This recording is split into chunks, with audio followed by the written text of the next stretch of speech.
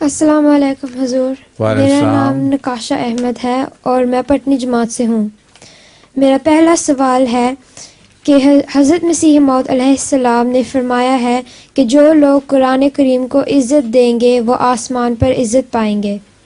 ہم قرآن کریم کو کس طرح عزت دے سکتے ہیں؟ قرآن کریم کو عزت دینے کے بہت طریقے ہیں۔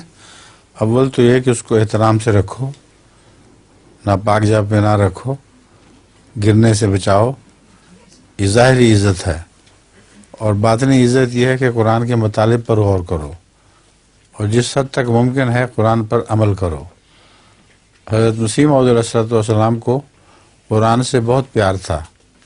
ایک روایت میں آتا ہے کہ آپ بے حد مہربان تھے اپنے بچوں پر، اور خاص طور پر مرزا مبارک احمد جو سب سے چھوٹے تھے اس سے بہت ہی پیار تھا۔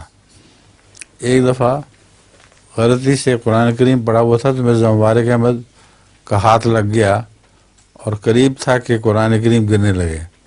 حضرت مسیح موعود علیہ السلام نے لپک کے اس کو ایک تھپڑ رسید کیا۔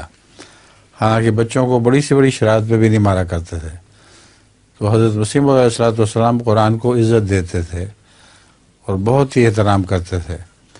آپ کا ایک شعر ہے، دل میں میرے یہی ہے تیرا صحیفہ چوموں، قرآن کے گرد گھوموں، کعبہ میرا یہی ہے۔ لوگوں کا کعبہ اور ہوگا، مجھے تو قرآن کا ہی کعبہ لگتا ہے۔ ٹھیک ہے، تو میری پہلی بھی ہے۔ پہلے اچھا سنائیے۔ وہ کیا ہے جو کار کے آگے اور ٹرک کے پیچھے ہوتا ہے؟ کیا ہے جو کار کے آگے اور ٹرک کے پیچھے ہوتا ہے؟ بتاؤ فائدہ۔